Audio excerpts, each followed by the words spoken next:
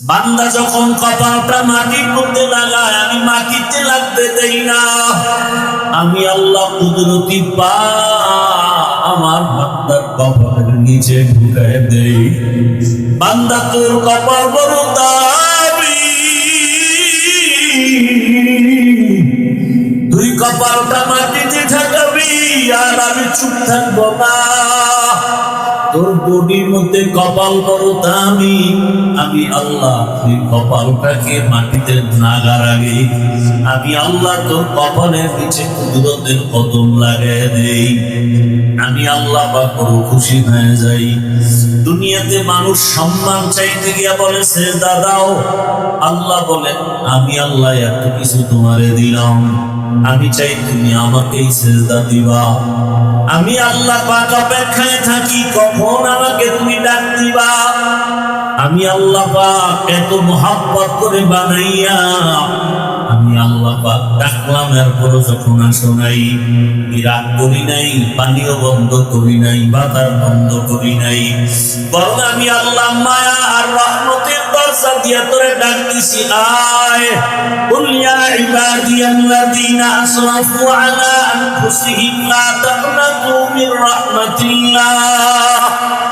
আমার রহমতের দরজা খোলা, দুনিয়ার মানুষের দয়ার দরজা মাঝে মাঝে খুলে মাঝে মাঝে বন্ধ করে দেয়, আর আমি আল্লাহ দরজা খুলে দিলাম, একটা সেকেন্ডের জন্য বন্ধ নাই। আমারে সমুদ্রে বয়ে যদি ডাক দাও আল্লাহ, আমি সেখানেও হাজির। আমাকে যদি গভীর রাতে ডাক দাও, সেখানেও আমি আল্লাহ হাজির। আমারে যদি কোনো বেঈমানেও ডাক দেয়, আমি সেখানেও হাজির। আরে ইব্রাহিম আলাইহিস সালাম মেহমান ছাড়া খানা খায় না, মেহমান আসলে রিজিকে বরকত হয়, ঘরের মধ্যে রহমত বাড়িয়া যায়। ইব্রাহিম নবী মেহমান খুঁজে রাস্তায় দাঁড়ায়, যাকে পায় তাকে ডাইকা আনেন, মেহমান বসায় খানা খাবেন। একদিন ইব্রাহিম নবী মেহমান পায় না, অনেকক্ষণ অপেক্ষা, হঠাৎ করে দেখে একটা লোক আসতেছে। ওই লোকটাকে ডাক দিয়া কয়, ভাই খানা খেয়েছেন? বলে না। বলে চলেন আমার বাসায় আসেন। পয়গম্বর ইব্রাহিম ওই আল্লাহর বান্দাকে নিয়ে ঘরের মধ্যে বসাইলেন, খানা দেওয়ার আগ মুহূর্তে পরিচয় দিলেন। পরিচয় নিয়ে জানতে পারলেন এই বান্দা অগ্নি পূজা করে, ইসলাম মানে না, আল্লাহ ধর্ম ইসলাম মানে না। ইব্রাহিম আলাইহিস সালাম বলে, তো আপনাকে তো খানা দেওয়া যায় না, আপনি তো আমার মুমিন ভাই হতে পারেন নাই, আপনি তো আমার আল্লাহর হুকুম মতো চলেন না, বরং আমার আল্লাহ যদি বেজার হয় এমন কাজ আপনি করেন, আগুনের পূজা করেন, গাইবুল্লাহর পূজা করেন, আপনাকে খানা দেওয়া যাবে না। লোকটাকে খানার থেকে উঠায় বিদায় দিল। আবার মাওলার রহমতের দুনিয়ায় যুগ শেষে গেল। আল্লাহ ওহী নাযিল করলে ওই লোকটা মনের কষ্ট নিয়ে যায়। আল্লাহ তাকে আর বলেন, ইব্রাহিম ওই বান্দাটারে তাড়ায় দিছো, কোথায় যাবে? ওরে তুমি মাত্র একবার খানায় বসাইছো, বিধর্মী বলিয়া তাড়ায় দিছো।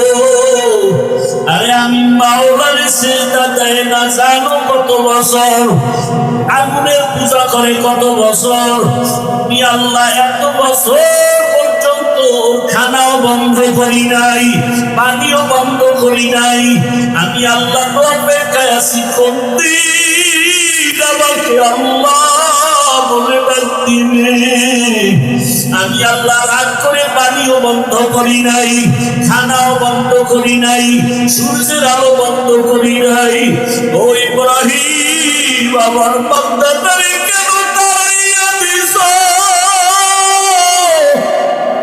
আমি আল্লাহর বড় মায়া লাগতেছে, তুমি মাত্র একবার বসাইয়া বিধর্মী বলে তাড়াইয়া দিছো। ইব্রাহিম নবী শোনা মাত্র একটা দৌড় দিলেন, আর ওই বান্দারে তালাশ করে খুঁজতে খুঁজতে গিয়া দেখে বান্দা এক জায়গায় বসে বসে চোখের পানি ছেড়ে কান্না করে, আমাকে দাওয়াত দিবা না, দিয়া কেন অপমান করেছো? ইব্রাহিম নবী তার সাথে ক্ষমা চাইয়া এরপরে ডাকা শুরু করলেন। এরপরে কাছে আইনা খানার আয়োজন করলেন, এমন সুন্দর ব্যবহার দিলেন। এক পর্যায়ে আল্লাহর বান্দা আমার মাওলার গোলাম হয়ে পড়লো, কালেমা পড়ে ফেললো। আমার আল্লাহ তো দয়ার মালিক। আল্লাহ বলেন, তোমরা যারা শয়তানের ধোঁকায় পড়ে গুনাহ করেছো, আমি আল্লাহ তোমার জন্য রাস্তা খুলে দিলাম।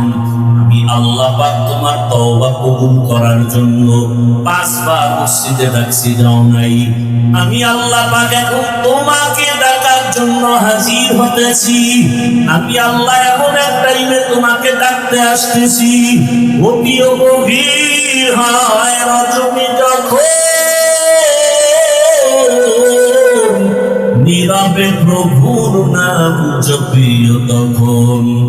প্রভুর করুণা যদি পাইবারে চাও, গভীর রাতে উঠে প্রভুর গুণগান গাও।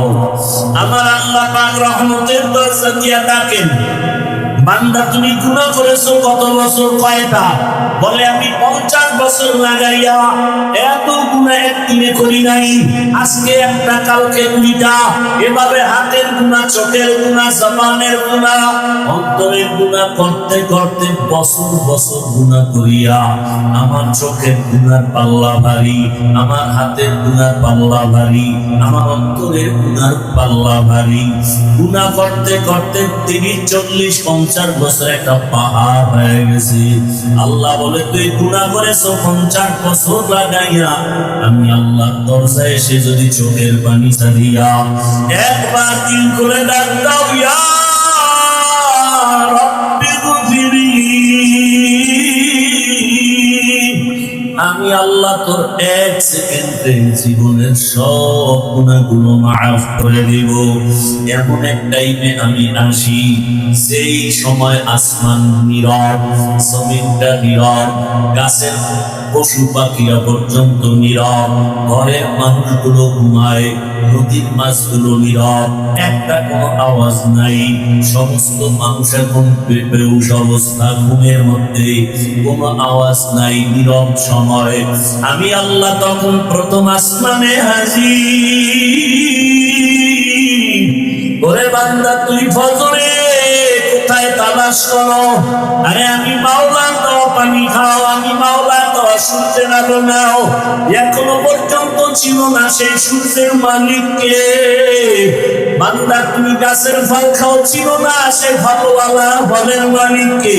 বান্দা, তুমি নদীর মাছ ধরে খাও, জানো না সে নদীর মাছ দেওয়ার মালিককে। ওই মালিককে তালাশ করতে কোথাও যাওয়া লাগবে না। ওরে রাতের বেলা আমি মাওলায় হাজির। আমি আল্লাহ এখন ডাইরেক্ট হাজির হয়ে গেলাম। রাতের গভীর যখন শেষ অংশ, তোর মাও ঘুমায়, বাবাও ঘুমায়, ভাই বোনেরা ঘুমায়, তুই তখন ওযু বানাইয়া নামাজে আসি একবার ডাক দে। অন্তর খুলে যদি ডাক দাও, আল্লাহ, আমি আল্লাহ পাক তোর জীবনের সব গুনাহ ডাকে মাফ করে দিব। আমি আল্লাহ চাই তোকে কাছে পাওয়ার জন্য। আমি আল্লাহ চাই তুমি আমার ছাড়া কোথাও যাবে না। আমি আল্লাহ চাই তুমি আমার দিকে আগে আসো। আমি আল্লাহ চাই আমার রহমতের চাদরে ঢুকে যাও। কারণ দুনিয়ার কষ্টের থেকে মরণের কষ্ট আরো কঠিন। আরে তোমার দুনিয়ার আযাব থেকে জাহান্নামের আযাব আরো কঠিন। 1 সেকেন্ডের জন্য তুমি সহ্য করতে পারবা না। আমি আল্লাহ পাক ডাকতেছি, আলা বি মুস্তাগফিরিন ফাআগফিরালা। গুনাহ যারা করছো ক্ষমা চাও। নবীজি বলেন, একটা জুতার ফিতাও যদি ছিঁড়ে যায়, আল্লাহর কাছে বলো। আমার আল্লাহর কাছে বললে আল্লাহ পাক খুশি হবেন। দুনিয়াওয়ালারা চাইলে বেজার হয়, আর আমার আল্লাহ না চাইলে বেজার হয়। দুনিয়াওয়ালারা চাইলে বেজার কেন? দুনিয়াওয়ালাদের অভাব আছে, আল্লাহ না চাইলে বেজার কেন? আল্লাহর কোনো অভাব নাই। আল্লাহ তাআলা বলেন, বান্দা আমি চাই তুমি আমার কাছে আগাও। আগাইতে গিয়া তুমি দুর্বল আমি জানি, তোমার ইমান দুর্বল তাও জানি, তোমার আমল দুর্বল তাও জানি। এ কারণে আমি আল্লাহ পাক, তুমি যখন 1 বিঘা আগায় যাও, আমার রহমত তোমার দিকে 1 হাত আগায় যায়। তুমি যখন 1 হাত আগায় যাও, আমার রহমত তোমার দিকে 2 হাত আগায়। তুমি যখন হেঁটে হেঁটে আগাও, আমি আল্লাহর রহমত তোমার দিকে দ্রুত গতিতে দৌড়াইতে থাকে। আমি আল্লাহ পাক চাই তুমি আমার দিকে আসো। আমি আল্লাহ চাই না তুমি আমার রহমতের দরজা বাদ দিয়া দুনিয়ার অন্য কোন দরওয়াজায় যাইবা। আমি আল্লাহ চাই তুমি আমার মহব্বতের দরজায় আসো, গুনাহ করিয়া ক্ষমা চাও। রহমতের নবীও রাত সারা রাত আল্লাহর মহব্বতে কান্না করে ইবাদতে কাটাইতেন। আবু বকরের কান্না সারা রাত, ওমরে ফারুকের কান্না সারা রাত। এরে আল্লাহর বান্দারা, 2 ফোঁটা চোখের পানি যদি ফেলতে পারি, এই পানি বৃথা যাবে না। আল্লাহ পাক কিয়ামতের দিনে এই পানিটা কাজে লাগাইয়া জাহান্নামের আগুনকে নিভিয়ে দিবে। অন্যান্য মাহফিলে যায়, কত মানুষ মার্কেটে ঘুরে সময় নষ্ট করে, কিন্তু এই মাহফিল আল্লাহর ওলিদের।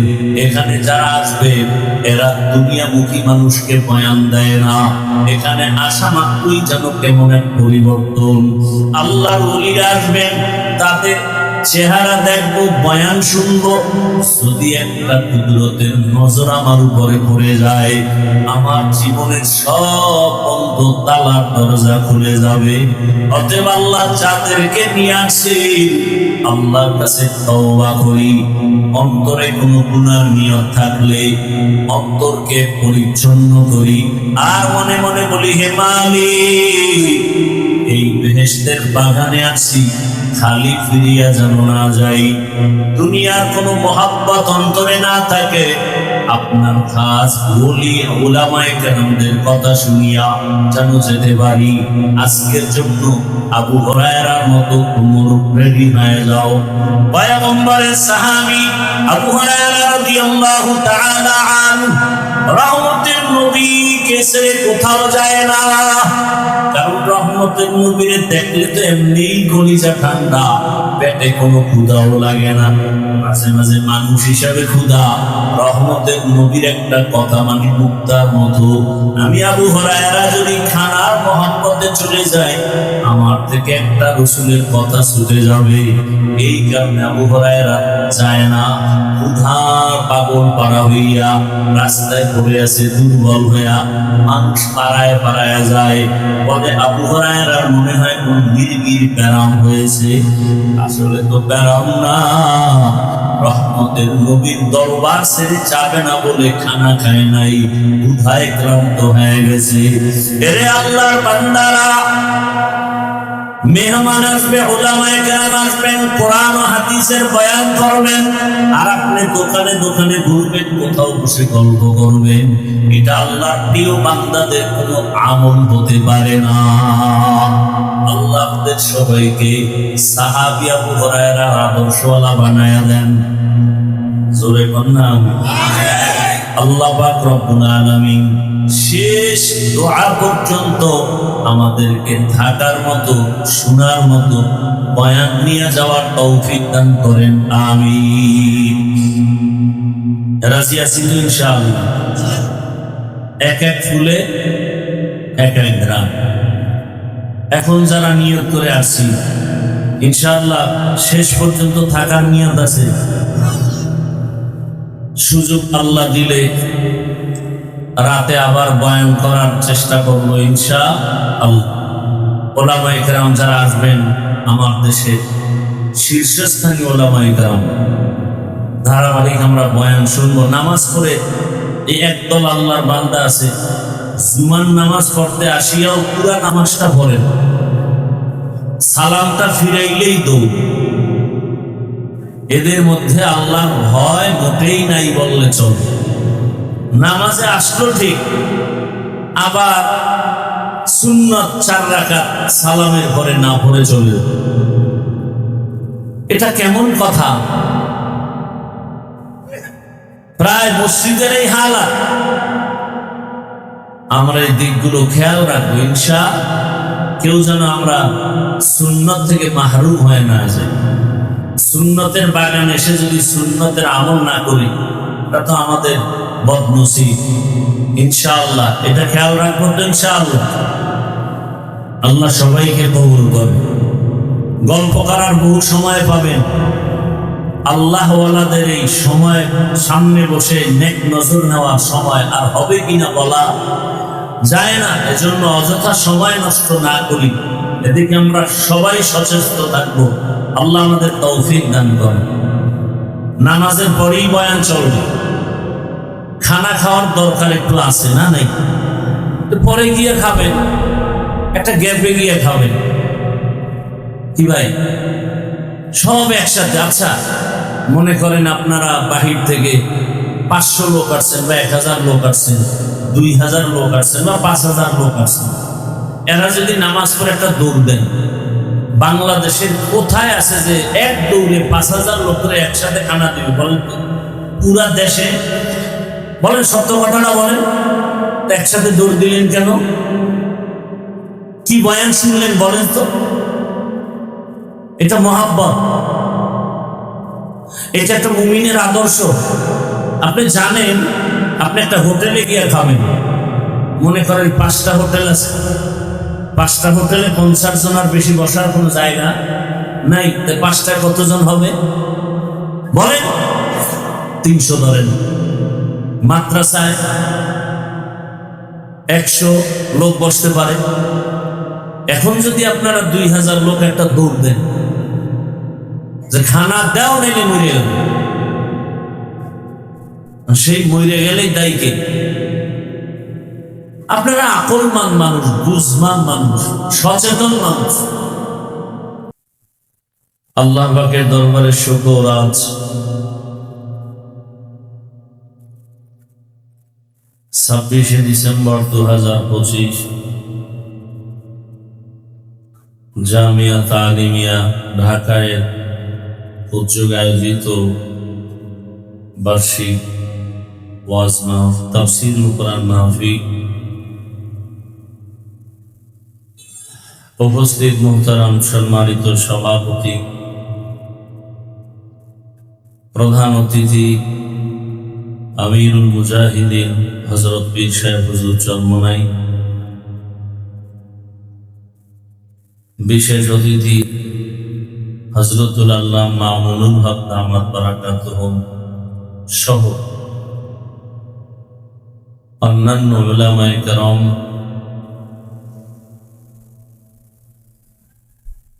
বিভিন্ন জায়গা থেকে আল্লাহ পাকের আশিকিন বা জাকিরিন, শাকিরিন, মুরব্বিয়ানে আযম,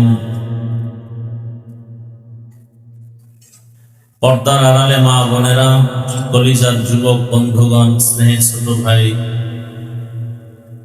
আল্লাহ পাকের দরবারে শুকর যে আল্লাহ আমাদেরকে সুস্থ রেখেছেন।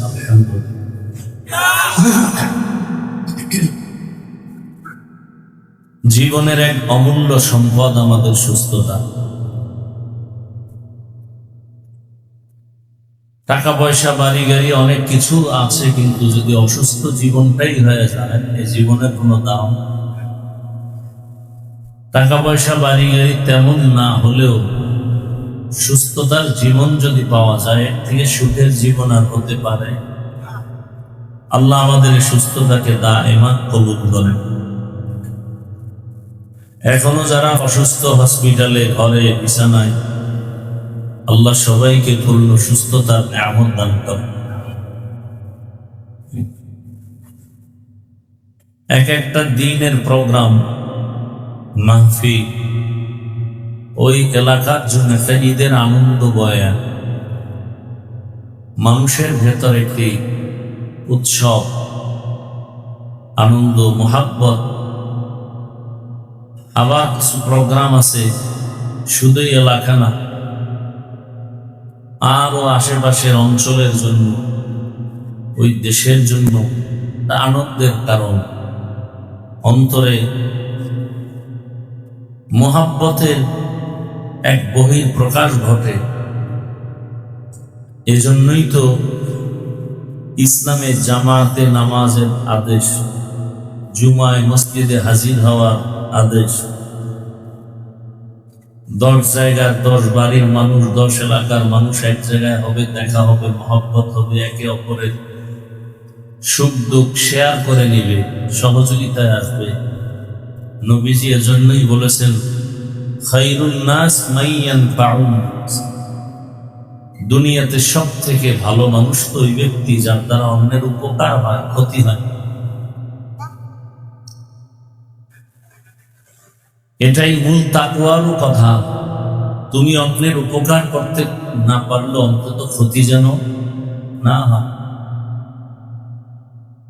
আমার রসুলের দ্বারা জীবনে কারো কোনো ক্ষতি হয়নি, উপকার কারো না হলেও কি হয়নি, ক্ষতি হয়নি। এটাই রসুলের আদর্শ, এটাই ইসলামের একটা সুন্দর নমুনা। অন্যের উপকার করবে, কারো ক্ষতি করবে। কিন্তু ভিন্ন দিক আমরা লক্ষ্য করি যে মানুষ অন্যের ক্ষতির জন্য অপেক্ষা করে বিভিন্ন ভাবে। আবার ক্ষতিটা কাছের মানুষ বেশি করে দূরের মানুষের তুলনায়। দুষ্ট লোকের মিষ্টি কথা ঘনিয়ে বসে কাছে, কথা দিয়ে কথা নেয়, প্রাণে মারে শেষে। জুমার বয়ান দীর্ঘ সময় নয়, সংক্ষেপ 2-4টি কথা, এরপরে আবার নামাজ। আপনারা জানেন ধারাবাহিকভাবে এই প্রোগ্রাম প্রতি বছর এভাবেই চলে। দেশের হযরত উলামায়ে কেরাম বয়ান করতে থাকেন, জুমার নামাজের পরেই আবার বয়ান চলতে থাকবে ইনশাআল্লাহ। হযরত পীর সাহেব হুজুর দামাত বারাকাতুহুম চেয়েছিলাম যে নির্দিষ্ট আসরের পরে হুজুর আগে আসার সম্ভাবনা, দেশের পরিস্থিতি আপনারা অনেকটা ভালো করে জানেন, পেরেশানির মধ্যে আছেন। তো যখনই আসবেন তখনই বয়ান শুরু হয়ে যাবে ইনশাআল্লাহ। আমাদের মুফতি রাজাউল করিম আবরা জুমার পর বয়ান করবেন। মুফতি হেদায়েতুল্লাহ আজাদী দামাত বারাকাতুহুম, আমার প্রিয় ভাই মাওলানা মাহফুজুর রহমান জাবের নামাজের পরেই বয়ান করবেন। খানার জন্য তো সময় কম দিলেন না, জীবনের অনেক সময় কেটে গেল খানায়, অনেক সময় কেটে গেল ব্যবসায়, আল্লাহর পথে আসিয়াও কেন বাধা। বয়ান শুনবে পাগলের মতো হয়ে যায়, খানার পাগল। তখন আমারও চিন্তা, শুধু খান, অন্ধের মতো হয়। অথচ রসুলের জিন্দেগি আদর্শে গড়া সাহাবাদের কি সুন্দর ছিল। একজন আল্লাহর রসুলের আশেক, গরিব মানুষ, রসুলের আশেক তো বেশি দূর। মুশরিকরা বলতো আব্দুল্লাহর ছেলে মুহাম্মদের কাছে যেতে মনে চায়, কিন্তু আশেপাশে সব মূর্খ গরিব, এদের পাশে গিয়ে আমাদের বসাটা মানায় না। এভাবে কথা বলে কাছে যেত না, উদ্দেশ্য কাছে যাবেই, একটা অজুহাত পেশ করে। দেখতে নারী চলন বাঁকা। আশেক রসুলের গরিব মানুষ, অন্যের কাজ করলেই তার চুলায় আগুন জ্বলবে, না হয় ঘরে খানা হয়। নিয়ম ছিল আবার রোজা, ঘুম থেকে, রাতের ঘুম থেকেই রোজা শুরু হয়, ঘুমাইলেই রোজা শুরু।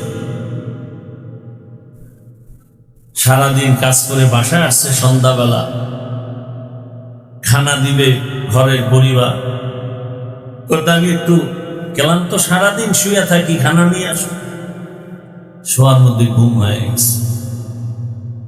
ঘুম শুরু, রোজাও কি আর একটা রোজা শুরু হয়ে গেছে, আর খানা কপালে নেই, হলো না। পরের দিন আবার কাজে গেছে, এক পর্যায়ে দুর্বল হয়ে রাস্তায় পড়ে গেছে, শরীর দুর্বল। রহমতের নবীর কাছে খবর আসলো, রোজাটা কি ভাঙা যাবে? রহমতের রসুল বললেন, না, ভাঙা যাবে। একটা রোজা যদি কেউ ভেঙে ফেলে, ফরজ রোজা, আর আজীবন যদি রোজা রাখে, যেই সময় রাখার দরকার ওই সময় রোজার বরকত আল্লাহর পক্ষ থেকে যা পাওয়া সেটা পাবে। কত কষ্ট করেও দিনকে তারা আঁকড়ে ধরেছে,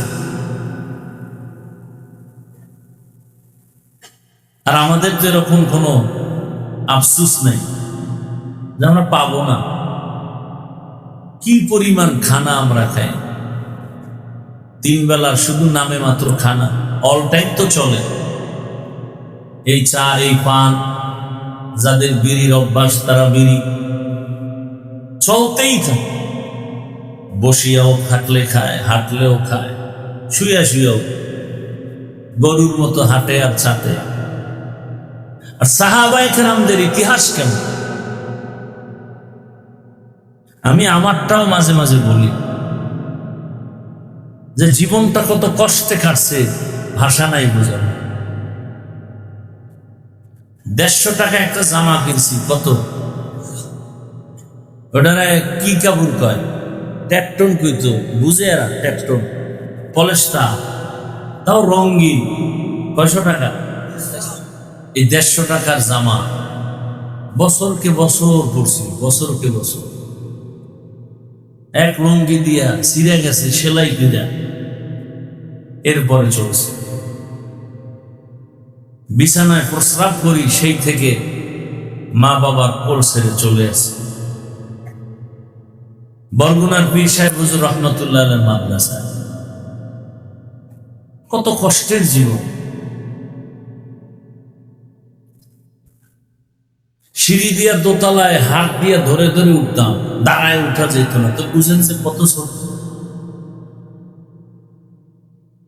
2 বেলা খানা দিত মাদ্রাসায়, এই মাপা ভাত 10টার সময় আর আসরের পরে, এটারে ভাগ করে 4 বার খাইতাম। তরকারি কি? মাদ্রাসা থেকে পাতলা ডাউল, আর বাড়ির থেকে আমার মা শুকনা মরিচ গুঁড়া কইরা প্লাস্টিকের ডিব্বায় দিতে, আর বাবায় 1 কেজি আলু দিতেন, আধা কেজি দিতেন। এটা নিয়ে 2 মাস খাওয়া লাগবে। আলু কেটে কেটে নাম লিখে ভাতের মধ্যে সিদ্ধ দিতাম। মাঝে মাঝে ভাত হয়ে গেছে, ঢালছে, আরো ছাত্রদের আলু নাম দেখে দেখে নিতাম। মাঝে মাঝে গিয়ে দেখতাম আলুর উপরে ছোলা নাই, নামও নাই। আজকের কপাল থেকে আলু গেছে। এইভাবে কষ্ট করে করে আল্লাহ এ পর্যন্ত নিয়ে আসছে। আল্লাহ অনেক দয়া করেছেন, অনেক কিছু দিয়েছেন। আজ এক লুঙ্গি পরি, ওটা আর কালকে পরি না। একটা জামা আজকে পরি, কালকে পরি। সব রবের করুণা। কি শুকর আদায় করব। উজানির কারি মনজুর রহমাতুল্লাহ বারবার তার মোনাজাতের মধ্যে আমার হাত লাগায় বলতো, আল্লাহ ওকে দিয়ে একটা মাদ্রাসা, দাওরা হাদিস মাদ্রাসা আমি দেখে যেতে চাই। মাদ্রাসা হয়েছে আল্লাহ উলিয়ার দুনিয়ায়, দেখে যেতে পারলেন না। একদিন এগুলো সব থেকে যাবে, আমিও থাকবো, কথা ঠিক না? কিন্তু যেতে তো হবেই। হিসাব 2টা, সাথে কি নিয়ে যাব আর দুনিয়াতে কি রেখে যাব। হিসাব 2টা, কি নিয়ে যাব, কি রেখে যাব। আপনি কি রেখে যাচ্ছেন? যেতে তো হবেই, কি মরা লাগবে না? কি নিয়ে যাবে? ওখানে তো কিছু নিতে হবে, নেই উপায় নেই। বিদেশ যাবেন, পাসপোর্ট লাগবে না? কথা বলেন না কেন? ভিসা লাগবে না? না, ইমিগ্রেশনে আটকাই দিবে। কাপড় নাই, জামা নাই, কোনো টেনশন নাই, কিন্তু আসল কি? ভিসা, পাসপোর্ট লাগবে। তা আমরা যে পরপারের জীবনে পাড়ি জমাবো, কি নিয়ে যাব? পরকালের জীবনের একমাত্র পাসপোর্ট থাকবে তোমার ঈমানের পাসপোর্ট। এই পাসপোর্ট দিয়ে তুমি আল্লাহর মোহাব্বতের ঘরে ঢুকবা, নজরে আসবা, কিন্তু আমলের ভিসা না থাকলে পিড়া শুরু। আমলের ভিসা বড় কঠিন। আমলের ভিসা যদি থাকে, আবার কিছু পাসপোর্ট আছে খুব হার্ড, বড় দামি। বান্দা এই দামি পাসপোর্ট নিয়ে যদি যেতে চাও, তাহলে ঈমান আমলের সাথে ইখলাসকে জুগায় দাও। দুনিয়াতে এমন কিছু জমা রাখবা যেটা পরকালে পাবে। আল্লাহ পাক রব্বুল আলামিন বলেন, আমি বড় আদর করে মানুষ বানাইছি। আমার বানানো মানুষ বড় আদরে। বিশাল বড় 7টা আসমান 7টা জমিন আমি তৈরি করতে 6 দিন লাগছে। মাত্র 6 দিন, ফি সিত্তাতি আইয়াম। অথচ আমার মোহাব্বতের মানুষ এক ফোঁটা পানি থেকে মায়ের গর্ভে বানাই। আমি আল্লাহ 6 দিনে পারি নাই, 10 দিনও পারি নাই। আমি আল্লাহ এটাকে ফেরেশতা দিয়ে আমার কুদরতের দ্বারা মায়ের গর্ভে প্রায় 6 মাস লাগায় বান্দাকে স্ট্রাকচার বানায় রূহ দান করেছে। এত বিশাল আসমান আর জমিন, এটা বানাইতে মাত্র 6 দিন। তোমার মতো একটা ক্ষুদ্রতম বান্দা বানাইতে আমার এত সময় লাগলো কেন? এর একমাত্র কারণ, ভালোবাসার জিনিস বানাইতে বড় সময়ের ব্যাপার। আল্লাহ বলেন, আমি তোমাকে বড় আদর করে বানাইছি, বড় নরম করে বানাইছি। ওয়াখুলিকাল ইনসানু যায়ীফা। আমি মানুষ বড় দুর্বল করে বানাইলাম, এবং এই মানুষের জীবনে চলার জন্য যা প্রয়োজন সব আমি ব্যবস্থা করেছি। তোমার পানির প্রয়োজন, আলোর প্রয়োজন, ঘুমের প্রয়োজন, রাতের ব্যবস্থা করলাম। যত তোমার সুন্দর জীবন পরিচালনার জন্য যত খানার প্রয়োজন সব করলাম। আমি আল্লাহ বিশাল বড় আসমান তোমার জন্য বানাইলাম, বিশাল বড় জমিনটা তোমার গোলাম বানায় দিলাম।